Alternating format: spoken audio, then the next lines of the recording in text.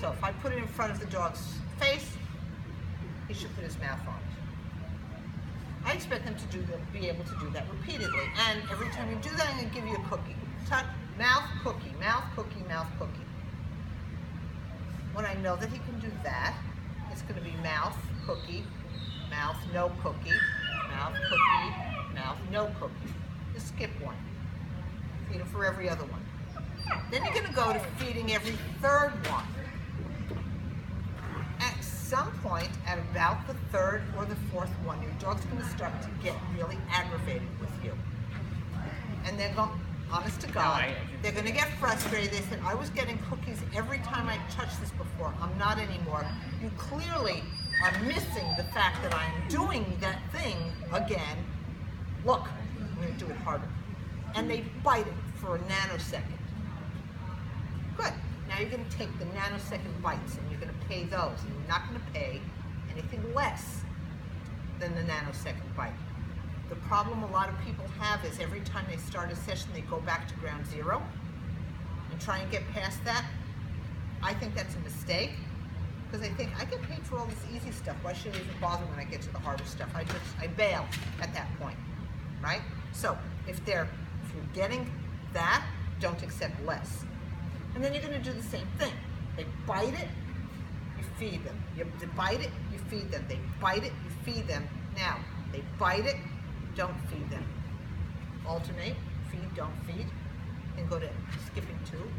And then you're going to get, I've been biting it, now I'm going to bite it harder and a little bit longer.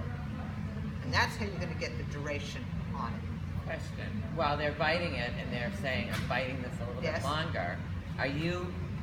You never let go of the dumbbell. Okay, so you're holding the dumbbell. Hold it in one hand, because you've got cookies in the other hand. Hold it in one hand, depending on the size of your dog and your dumbbell. Keep your fingers out of the dog's part. If you put your hand, you laugh. And how are you holding your clicker?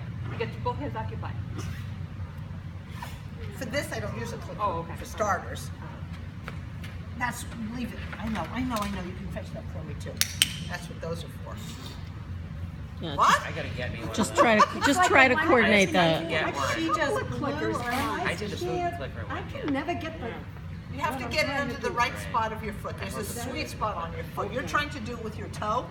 Get it under your big toe. Yeah, I was weird. I was making a huge mistake. Pedal on my sewing machine. There you go. So I was trying to let it go. Like feeling like you should... No, that's a long way down the road. A really long way down the road. Too much too soon, too quick. Too far, too fast. The only language I'm using at this stage is good dog.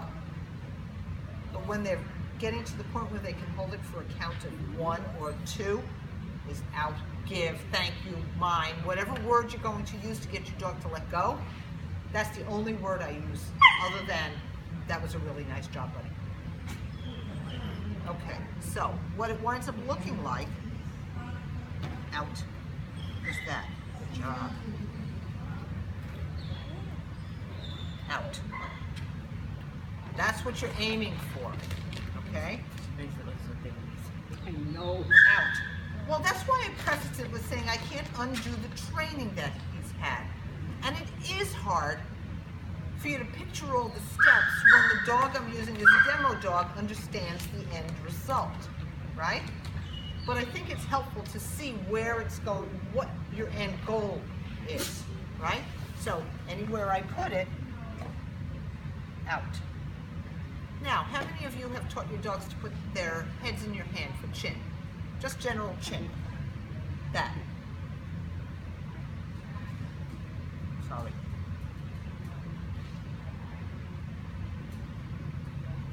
I used chin in conjunction with the dumbbell to get to hold it a little bit longer. Amazing how that works. It's astounding.